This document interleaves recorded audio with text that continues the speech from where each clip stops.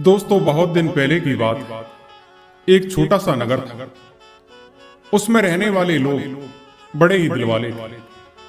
ऐसे प्यारे नगर में चार मित्र रहा करते। वे अभी छोटी उम्र के ही थे, पर चारों में बड़ा ही मेल था। उनमें एक था राजकुमार, दूसरा राजा के मंत्री का पुत्र, तीसरा साहूकार का लड़का और चौथा था एक किसान का बेटा। चारों साथ साथ खाते पीते और खेलते घूमते थे। एक दिन किसान ने अपने पुत्र से कहा कि देखो बेटा, तुम्हारे तीनों साथी धनवान हैं और हम गरीब हैं। भला धरती और आसमान का क्या मेल। लड़का बोला कि नहीं पिताजी, मैं उनका साथ नहीं छोड़ सकता। बेशक मैं यह घर छोड़ सकता हूं। बाप ने यह बात सुनकर आग बबूला हो गया और लड़के को तुरंत घर छोड़कर जाने की आज्ञा दे दी। अब इधर लड़के ने भी भगवान राम की भांति अपने पिता की आज्ञा सिरोधार्य कर ली और सीधा अपने मित्रों के पास जा पहुंचा और उन्हें सारी बात बताई। सभी दोस्तों ने तय किया कि हम भी अपना अपना घर छोड़कर अपने मित्र के साथ जाएंगे। इसके बाद सबने अपने घर और गांव से विदा ले ली और वन की ओर चल पड़े। धीरे धीरे सूरज ढलने लगा, चारों ओर अंधेरा छाने लगा। अब चारों मित्र वन से गुजर रहे थे। काली रात थी। वन में तरह तरह की आवाजें सुनकर सभी डरने लगे। उनके पेट में भूख के मारे चूहे दौड़ रहे थे। किसान के पुत्र ने देखा कि एक पेड़ के नीचे बहुत से जुगनू चमक रहे हैं। वह अपने साथियों को वहां पर लेकर गया और उन्हें पेड़ के नीचे सोने के लिए कहा। अपने तीनों दोस्तों को थका हारा देखकर किसान के पुत्र का दिल भर आया। वह बोला कि तुम लोगों ने मेरी खातिर यह मुसीबत मोल ले ली। सबने उसे धीरज बंधाया और कहा कि नहीं नहीं, यह कैसे हो सकता है कि हमारा एक साथी भूखा प्यासा भटकता रहे और हम अपने अपने घरों में मौज उड़ाएं। जिएंगे तो साथ साथ जिएंगे और मरेंगे तो साथ साथ। खैर, थोड़ी देर के बाद वे चारों सो गए, पर किसान के लड़के की आंखों में नींद कहां। उसने भगवान से प्रार्थना की कि हे भगवान, अगर तू सचमुच कहीं है तो मेरी पुकार सुनकर आ जा और मेरी मदद कर। उस किसान के पुत्र की पुकार सुनकर भगवान एक बूढ़े के रूप में वहां आ गए और लड़के से कहा कि मांग ले जो कुछ मांगना है। यह देख इस थैली में हीरे जवाहरात भरे हैं। लड़के ने कहा कि नहीं नहीं, मुझे हीरे नहीं चाहिए। मेरे मित्र भूखे हैं, उन्हें कुछ खाने को दे दो। भगवान ने कहा कि मैं तुम्हें भेद की एक बात बताता हूं। ये जो सामने पेड़ है आम का, उस पर 4 आम लगे हुए हैं। एक पूरा पका हुआ है, दूसरा उससे कम पका हुआ है, तीसरा उससे भी कम पका हुआ है और चौथा कच्चा है। उस लड़के ने पूछा कि इसमें भेद की कौन सी बात है। भगवान ने कहा कि ये चारों आम तुम लोग खाओ। तुम में से जो पहला आम खाएगा वह राजा बन जाएगा, दूसरा आम खाने वाला राजा का मंत्री बन जाएगा और जो तीसरा आम खाएगा उसके मुंह से हीरे मोती निकलने लगेंगे और चौथा आम खाने वाले को उम्र कैद की सजा भोगनी पड़ेगी। इतना कहकर वह बूढ़ा आदमी आंखों से ओझल हो गया। रात निकली, फिर सवेरा हुआ। सब उठे तो किसान के पुत्र ने कहा कि सब मुंह धो लो। फिर उसने कच्चा आम अपने लिए रख लिया और बाकी के आम उनको खाने के लिए दे दिए। सबने आम खा लिए। पेट को कुछ आराम पहुंचा तो सब वहां से चल पड़े। रास्ते में एक कुआं दिखाई दिया। काफी देर तक चलते रहने से सबको फिर से भूख प्यास लगने लगी, इसलिए वे पानी पीने लगे। राजकुमार ने मुंह धोने के इरादे से पानी पिया और फिर थूक दिया तो उसके मुंह से 3 हीरे निकल आए। उसे हीरे की परख थी। उसने वो चुपचाप वे हीरे अपनी जेब में रख लिए। दूसरे दिन सुबह चारों एक राज्य में पहुंचे। वहां पहुंचने के बाद उसने एक हीरा निकालकर मंत्री के पुत्र को दिया और खाने के लिए कुछ ले आने को कहा। मंत्री का पुत्र हीरा लेकर बाजार में पहुंचा तो वह देखता है कि रास्ते में बहुत से लोग जमा हो गए। गाजे बाजे के साथ एक हाथी आ रहा है। उसने एक आदमी से पूछा कि क्यों भाई, यह शोर कैसा है? उस आदमी ने कहा, अरे तुम्हें नहीं मालूम, यहां का राजा बिना संतान के मर गया है। अब राज्य के लिए राजा चाहिए, इसलिए इस हाथी को रास्ते में छोड़ा गया है। यही हाथी राजा चुनेगा। मंत्री का बेटा बोला कि यह कैसे राजा चुनेगा? वह आदमी बोला कि हाथी की सूंड में वह फूल माला देख रहे हो? बोले हाँ। बोले हाथी जिसके गले में यह माला डालेगा वही हमारा राजा बन जाएगा। देखो वह हाथी इसी ओर आ रहा है, एक तरफ हट जाओ। लड़का रास्ते के एक ओर हटकर खड़ा हो गया। हाथी ने उसके पास आकर अचानक उसी के गले में माला डाल दी। इस प्रकार से मंत्री का पुत्र राजा बन गया। उसने पूरा पका हुआ आम जो खाया था, अब वह राज वैभव में अपने सभी मित्रों को भूल गया। बहुत दिन बीत गए पर वह अपने मित्रों के पास वापस नहीं लौटा। यह देखकर राजकुमार ने दूसरा हीरा निकाला और साहूकार के पुत्र को देकर कुछ लाने को कहा। साहूकार का पुत्र हीरा लेकर बाजार पहुंचा। उधर राज्य को राजा मिल गया था, पर मंत्री के अभाव की पूर्ति करनी थी, इसलिए हाथी को माला देकर दोबारा भेजा गया। अब किस्मत की बात, अब हाथी ने एक दुकान के पास खड़े साहूकार के पुत्र को माला पहनाई। वह मंत्री बन गया और वह भी अपने मित्रों को भूल गया। इधर राजकुमार और किसान के लड़के का भूख के मारे बुरा हाल हो रहा था। अब वह क्या करे? फिर किसान के पुत्र ने कहा कि अब मैं ही खाने की कोई चीज ले आता हूं। राजकुमार ने बचा हुआ तीसरा हीरा उसे सौंप दिया। वह एक दुकान में गया। खाने की चीजें लेकर उसने अपने पास वाला हीरा दुकानदार की हथेली पर रख दिया। फटे हाल लड़के के पास कीमती हीरा देखकर दुकानदार को शक हुआ कि हो ना हो इस लड़के ने जरूर यह हीरा राजमहल से चुराया होगा। उसने तुरंत सिपाहियों को बुलाया। इधर सिपाही आए, उन्होंने किसान के लड़के की एक न सुनी और उसे गिरफ्तार कर लिया। दूसरे दिन उसे उम्र कैद की सजा सुनाई गई। यह प्रताप था कच्चे आम का। बेचारा राजकुमार चिंता के मारे परेशान था। वह राजकुमार सोचने लगा कि यह बड़ा विचित्र नगर है, मेरा एक भी मित्र वापस नहीं आया। ऐसे नगर में ना रहना ही अच्छा है। वह दौड़ता हुआ वहां से निकला और दूसरे गांव के पास जा पहुंचा। रास्ते में उसे एक किसान मिला जो सिर पर रोटी की पोटली रखे हुए अपने घर लौट रहा था। किसान ने उसे अपने साथ ले लिया और भोजन के लिए अपने घर ले गया। किसान के घर पहुंचने के बाद राजकुमार ने देखा कि किसान की हालत बड़ी खराब है। किसान ने उस राजकुमार से कहा कि मैं गांव का मुखिया था, रोज हजारों लोगों को दान देता था, पर अब कौड़ी कौड़ी के लिए मोहताज हूं। राजकुमार बड़ा भूखा था। उसने जो रूखी सूखी रोटी मिली वह खा ली। दूसरे दिन सुबह उठने के बाद जब उसने मुंह धोया तो फिर मुंह से 3 हीरे निकले। वे हीरे उसने किसान को दे दिए। किसान फिर धनवान बन गया और उसने दान देना फिर से आरंभ कर दिया। अब राजकुमार वहीं रहने लगा और किसान भी उससे पुत्रवत प्रेम करने लगा। इधर किसान के खेत में काम करने वाली एक औरत से यह सुख देखा नहीं गया। उसने एक वेश्या को सारी बात सुनाकर कहा कि उस लड़के को भगा कर ले आओ तो तुम्हें इतना धन मिलेगा कि जिंदगी भर चैन की बंसी बजाती रहोगी। अब वेश्या ने एक किसान औरत का रूप लिया और किसान के घर जाकर कहा कि मैं इसकी मां हूं, यह दुलारा मेरी आंखों का तारा है, मैं इसके बिना कैसे जी सकूंगी, इसे मेरे साथ भेज दो। किसान को उसकी बात जच गई।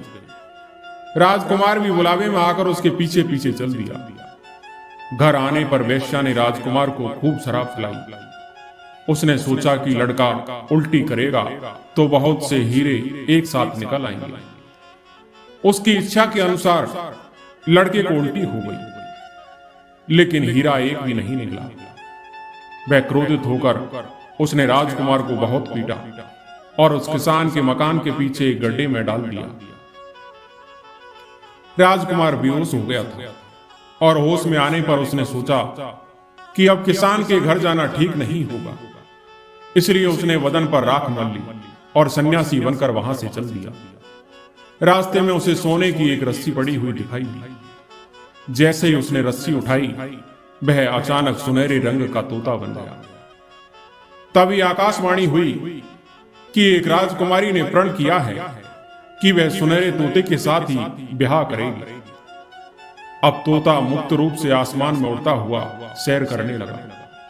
होते होते एक दिन वह उसी राजमहल के पास पहुंचा जहां की राजकुमारी दिन रात सुनहरे तोते की राह देख रही और दिन वे दिन दुबली पतली होती जा रही। उसने राजा से कहा कि मैं इस सुनहरे तोते के साथ ही ब्याह करूंगा। राजा को बड़ा दुख हुआ कि ऐसी सुंदर राजकुमारी एक तोते के साथ ब्याह करेगी, पर उसकी एक न चली। आखिर सुनहरे तोते के साथ राजकुमारी का ब्याह हो गया। विवाह होते ही तोता सुंदर राजकुमार बन गया। यह देखकर राजा खुशी से झूम उठा। उसने अपनी पुत्री को अपार संपत्ति, नौकर चाकर, घोड़े और हाथी भेंट स्वरूप दिए और आधा राज्य भी उसे दे दिए। नई राजा रानी अपने घर जाने को निकले। राजा पहले गांव के मुखिया किसान से मिलने गया, जो फिर गरीब बन चुका था। राजा ने उसे काफी संपत्ति दी, जिससे उसका दान कार्य फिर से चालू हो गया। अब राजकुमार को अपने मित्रों की याद आई। उसने पड़ोस के राज्य की राजधानी पर हमला करने की घोषणा की, पर लड़ाई आरंभ होने से पहले ही उस राज्य का राजा अपने मंत्रियों सहित राजकुमार से मिलने आया। उसने अपना राज्य राजकुमार के हवाले करने की तैयारी बताई। राजा की आवाज से राजकुमार ने उसे पहचान लिया और उससे कहा कि क्यों मित्र, तुमने मुझे पहचाना नहीं। दोनों ने एक दूसरे को पहचाना तो दोनों की खुशी का ठिकाना नहीं रहा। अब दोनों ने मिलकर अपने साथी किसान के पुत्र को खोजना आरंभ किया। राजकुमार को यह बात खलने लगी कि उसकी खातिर मेरे मित्र को कारावास भुगतना पड़ा। जब सब कैदियों को रिहा किया गया तो उनमें किसान का लड़का मिल गया। राजकुमार ने उसका आलिंगन किया और अपना परिचय दिया। किसान का लड़का खुशी से उछल पड़ा। सब फिर से इकट्ठे हो गए। इसके बाद सबने अपनी अपनी संपत्ति एकत्रित की और उसके 4 बराबर हिस्से किए। सबको एक एक हिस्सा दे दिया गया। सब अपने गांव वापस आ गए। माता पिता से मिले। गांव भर में खुशी की लहर दौड़ गई। सबके दिन खुशी से बीतने लगे। दोस्तों, काफी समय पहले की बात है। एक गांव में आरव नाम का एक व्यक्ति रहा करता था। अगर कभी कोई चोरी या झूठ की बात करें तो आरव इन दोनों में मास्टर था। वह कोई भी चीज चुरा कर ले जा सकता था, जो भी उसके हाथ लग जाती। वह अपने गांव में इतना बदनाम हो गया था कि गांव का कोई भी आदमी अपनी कोई भी चीज ऐसे ही खुली नहीं छोड़ता। अब क्योंकि वह ऐसा हो गया था तो सब लोग अपनी चीजें संभाल कर ही रखते थे। इसलिए अब वह गांव वालों की कोई भी चीज नहीं चुरा सकता था। अब गांव वाले सतर्क हो गए तो वह चोरी कर नहीं सके। तो कुछ दिनों बाद वह गरीब हो गया और इतना गरीब हो गया कि उसको खाने के भी लाले पड़ने लगे। एक दिन उसके दिमाग में एक ख्याल आया कि अगर उसको अमीर आदमी बनना है तो चोरी करने के लिए गांव का सरदार ठीक आदमी रहेगा। अब आरव के पास इस दुनिया में बस अब 2 ही चीजें बाकी रह गई। वह था उसका घोड़ा और उसकी पत्नी। एक रात आरव ने अपनी पत्नी से कहा कि मैंने अमीर बनने के लिए एक तरकीब सोची है। उसमें तुमको और घोड़े दोनों को मेरी सहायता करनी पड़ेगी, क्योंकि अब केवल तुम दोनों ही मेरे पास रह गए हो और तुम तो मेरे लिए बहुत ही कीमती हो, खास करके इस समय। अपनी तरकीब को काम में लाने के लिए मुझे तुम्हारे सोने के हार की जरूरत पड़ेगी, जो मैं अपने घोड़े को दूंगा। अगले दिन आरव ने अपनी पत्नी का सोने का हार लिया और उसके कई छोटे छोटे टुकड़े कर दिए। उनमें से एक टुकड़ा उसने घोड़े के खाने में मिला दिया। बाद में जब घोड़े ने लीद की तो उसमें वह सोने का टुकड़ा चमक रहा था। उसने फिर एक बार घोड़े के खाने में एक सोने का टुकड़ा मिला दिया और उस घोड़े को और उसकी लीद को ले जाकर वह सरदार के पास पहुंचा। जब वह सरदार के घर में घुसा तो उसने सरदार को आवाज लगाई। सरदार घर से बाहर निकला। आरब ने सरदार के पैर छुए। सरदार बोला कि उठो मेरे बच्चे, कहो कैसे आना हुआ। आरब बोला कि सरदार जी, मेरे पास एक बहुत ही खास खबर है जिससे आप सबसे अधिक अमीर बन जाओगे। सरदार बोला कि तब तुम यह खबर अपने ही पास रखकर खुद ही अमीर क्यों नहीं बन जाते। आरब ने नम्रता से जवाब दिया, क्योंकि इतनी अमीरी तो केवल सरदारों को ही अच्छी लगती है। अगर मैं इतना अमीर बन गया तो मुझे पूरा यकीन है वह खजाना मुझसे आप ले लेंगे। इसलिए मैंने यह सोचा है कि उसे मैं आपको अपने आप ही दे दूं। सरदार बोला कि आरब, तुम बहुत ही अक्लमंद आदमी हो, बताओ क्या खबर है। तब आरब ने अपना घोड़ा और उसकी लीद सरदार को दिखाई। सरदार को ऐसा घोड़ा देखकर बहुत आश्चर्य हुआ जो अपनी लीद में सोना निकालता था। इससे पहले कि वे अपने आश्चर्य पर काबू पाता कि इतने में घोड़े ने फिर से लीद की और उसमें भी सोने का एक टुकड़ा चमक रहा था। सरदार ने पूछा कि तुम इस घोड़े का क्या लोगे, और देखो ठीक ठीक दाम बताना, क्योंकि तुम यह जानते हो कि मैं तुमसे यह घोड़ा बिना कुछ दिए भी ले सकता हूं। आरब बोला कि सरदार जी, मैं हमेशा ठीक ही बोलता हूं। आपके एक बहुत ही छोटे नौकर की हैसियत से मैं इसका दाम केवल 100 सोने के टुकड़े और 100 चांदी के टुकड़े मांगता हूं। फिर उसने सरदार के आदर में अपने दोनों हाथ अपनी छाती से लगाए। सरदार बोला कि ठीक है, तुमको 100 सोने के टुकड़े और 100 चांदी के टुकड़े मिल जाएंगे।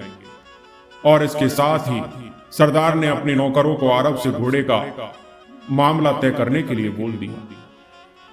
अरब को तो विश्वास ही नहीं हुआ कि सरदार इतना दयालु था।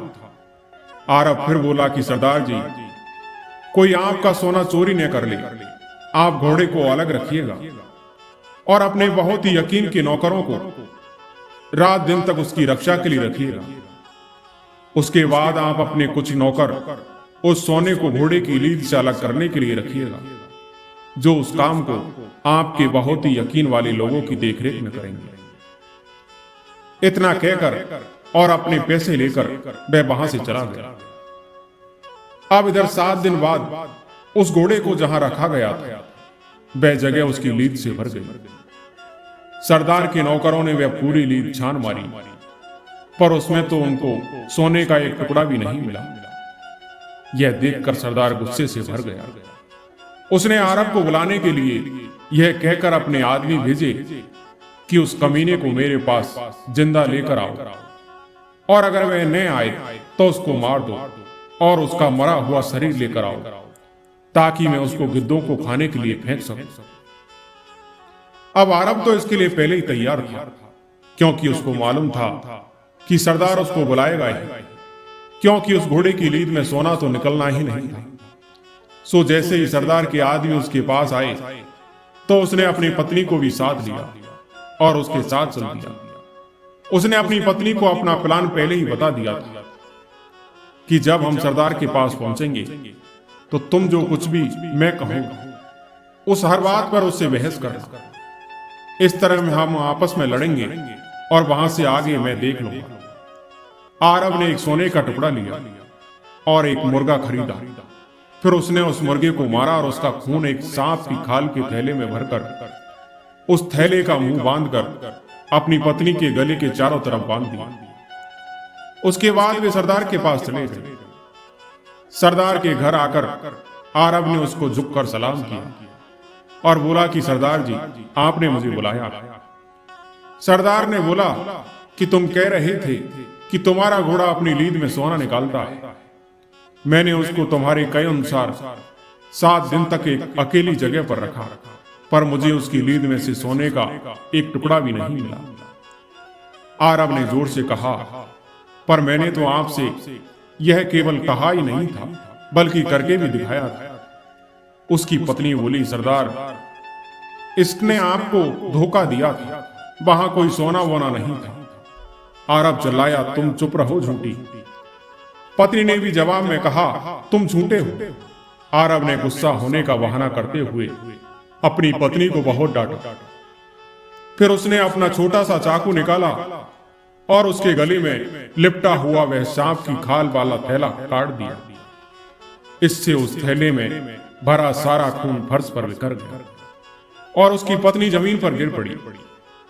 यह देखकर सरदार चिल्लाया कि तुमने अपनी पत्नी को मार दिया। आरब बोला कि आपने मुझे बुलाया था ना। क्यों बुलाया था? जल्दी बताइए ताकि मैं इसको फिर से जिंदा कर सकूं। सरदार यह सब देखकर परेशान था। वह बोला कि तुमने अभी अभी एक इतना बड़ा जुर्म किया है और तुम मुझसे पूछ रहे हो कि मैंने तुमको क्यों बुलाया है। भूल जाओ कि मैंने तुमको क्यों बुलाया है। तुमने अपनी पत्नी को मारा है। तुमने एक भयानक जुर्म किया है और वह भी मेरे आंखों के सामने। अब तुम उसकी सजा भुगतने के लिए तैयार हो जाओ। आरब ने तुरंत ही एक जग भरकर पानी मांगा। सरदार ने पानी मंगवा लिया। आरब ने उसके ऊपर कुछ शब्द बोले। फिर उसने अपनी गाय की पूंछ का चंबर उस पानी में डुबोया और उस पूंछ को 7 बार झटक कर उससे एक आवाज करते हुए वह पानी अपनी पत्नी पर छिड़क दिया। वह बोला कि इसका कटा हुआ गला ठीक हो जाए और मैं तुम्हें हुक्म देता हूं कि तू उठ जा। आरब की पत्नी तुरंत ही उठकर बैठी हो गई और अपने पति को गले से लगा लिया। अब उसका गला भी कटा हुआ नहीं था। गाय की उस पूंछ के चंबर की ताकत को देखकर सरदार ने सोचा कि अगर यह चंबर उसके पास हो तो वह कितना ताकतवर हो जाए। वह अपने उन सब मरे हुए लोगों को जिंदा कर सकता था जो लड़ाई में मारे जाते। यही सोचकर सरदार आरब से बोला कि मैंने तो कभी यह सोचा भी नहीं था कि मैं अपनी आंखों से ऐसी ताकत देख पाऊंगा। मुझे लगता है कि मैं लीद में सोना निकालने वाले घोड़े के बदले यह चंबर लेना ज्यादा पसंद करूंगा। तुम मुझे इसे कितने में बेचोगे? आरब बोला कि मुझे यकीन है कि आप जानते हैं कि यह चंबर इस घोड़े से कहीं ज्यादा कीमती है, पर आपको मैं इसको 200 सोने के टुकड़े और 200 चांदी के टुकड़े में दे दूंगा। सरदार ने उस चंबर के दाम आरब को दे दिए और वह चंबर उससे ले लिया। एक दिन जब सरदार अपने सलाहकारों के साथ खाना खा रहा था तो वह अपनी नई ताकत उन सब को दिखाना चाह रहा था। जब उसकी एक पत्नी वहां खाना रखने के लिए आई तो उसने उन लोगों से कहा कि वह पहले उसको मार देगा और फिर उसे जिंदा कर देगा। तुरंत ही उसने अपनी पत्नी को पकड़कर जमीन पर गिरा दिया और उसका गला काट दिया। उसका एक सलाहकार यह देखकर घबरा गया और चीख पड़ा कि सरदार, यह आपने क्या किया? आपने तो उन्हें मार ही दिया। सरदार बोला कि ठीक है, अब हम खाना खाते हैं, बाद में मैं उसको जल्दी ही जिंदा कर दूंगा। पर उसके सलाहकार को तो चिंता हो रही थी। उन्होंने सरदार को उसे जल्दी से जिंदा करने को कहा। सरदार ने तब वह चंबर पानी में डुबोया और आरब की तरह कुछ शब्द बोले। फिर उसने चंबर को 7 बार हवा में हिलाया और उसका पानी अपनी पत्नी के शरीर पर छिड़क दिया। उसने उसको हुक्म दिया कि वह उठ जाए, पर वह तो वहीं की पड़ी रही, हिली भी नहीं। उसने वह सब एक बार और दोहराया, पर फिर भी कुछ नहीं हुआ। यह देखकर वह खुद भी डर गया। उसने अपने नौकरों को फिर से आरब को लाने के लिए कहा और बोला कि अब की बार तो उसे मरना ही पड़ेगा। सरदार के नौकर आरब को सरदार के पास ले आए। सरदार ने अपने बहुत ताकतवर आदमियों को उसे उसके हाथ पीछे बांधकर एक डूबने वाली चीज से बांधने को कहा। फिर उसको एक चमड़े के थैले में डालकर नदी के सबसे गहरे हिस्से में फेंकने के लिए बोल दिया। उन आदमियों ने उसके हाथ उसके पीछे बांधे और एक चमड़े के थैले में डालकर उस थैले का मुंह रस्सी से बांध दिया। फिर वे उसको नदी में फेंकने के लिए नदी पर ले गए। वे सुबह से लेकर शाम तक चलते रहे।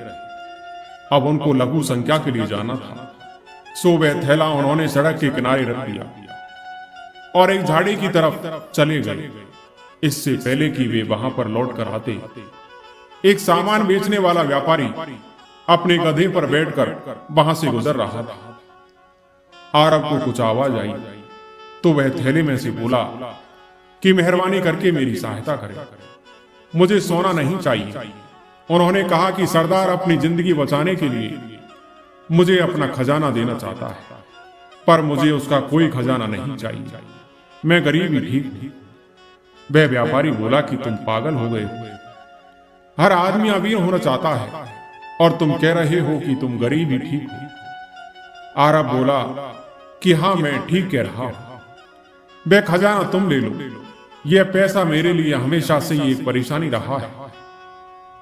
तुम मुझे खोल दो और तुम मेरी जगह इस थैले में बैठ जाओ, मुझे वह खजाना नहीं चाहिए, वह खजाना तुम ले लेना। व्यापारी ने तुरंत ही वह थैला खोला, आरब को बाहर निकाला और खुद उस थैले में बंद हो गया। आरब उस व्यापारी के गधे को लेकर वहां से चला गया। इधर सरदार के आदमी लघु शंका से वापस आ गए। उन्होंने वह थैला उठाया और उसे उठाकर चल दिया। उनमें से एक बोला कि आखिर आरब, तुम हमारे हाथ लग ही गए, अब तुम किसी को धोखा नहीं दे पाओगे, हम तुम्हें अब नदी में फेंक देंगे। व्यापारी यह सुनकर थैले में से चिल्लाया कि नहीं नहीं, मैं आरब नहीं हूं, मैं तो मैं हूं, मुझे खोल दो। वे लोग बोले कि हाँ हाँ, वह तुम ही हो। यह कहकर उस थैले को नदी में फेंक दिया और सरदार के पास लौट गए। पर इससे पहले कि वे सरदार के नौकर उसको सारी खबर बताते कि इधर आरब गधे पर सवार होकर वहां आ पहुंचा। सरदार तो उसको देखकर कुछ बोल ही नहीं सका। आरब सरदार से बोला कि सरदार, आपके पुरखों ने आपको आशीर्वाद भेजा है, अच्छा हो कि अगर आप भी उनसे मिलने चले जाएं। वे आपको बहुत याद करते हैं, जहां वे हैं वहां सोना और चांदी खूब सारा है, और वे चाहते हैं कि आप वहां खुद जाकर वह सोना चांदी ले आए। आपको वहां जरूर जाना चाहिए जहां मैं गया था। जब तक आप वहां से लौट कर आते हैं तब तक मैं यहां रहता हूं। यह सुनकर सरदार ने अपने गांव वालों को बुलाया और उनसे कहा कि देखो भाई, आरब ने मेरे पुरखों को देखा है, मैं भी उनको देखने जाना चाहता हूं, और जब तक मैं उनको देखकर वापस आता हूं तब तक यह आरब तुम्हारा सरदार रहेगा। तुम लोग उसकी उसी तरीके से सेवा करना जैसे मेरी करते रहे। आरब ने सरदार के नौकरों को सरदार को वैसे ही चमड़े के थैले में बांधकर नदी के सबसे गहरे हिस्से में फेंक देने के लिए कह दिया। सरदार के आदमी सरदार को थैले में बांधकर नदी पर ले गए और उसको नदी में फेंक दिया। और इधर आरब ने उस गांव पर कई वर्षों तक राज किया। और जब सरदार वापस नहीं आया तो वह उस गांव का असली सरदार बन गया। इस तरह से गांव का वह चोर गांव का असली सरदार बन गया। दोस्तों, आज की कहानी यहीं समाप्त होती है। मैं उम्मीद करता हूं कि आज की यह कहानी आपको जरूर पसंद आई होगी। कहानी पसंद आई हो तो वीडियो को लाइक और सब्सक्राइब जरूर करें। धन्यवाद।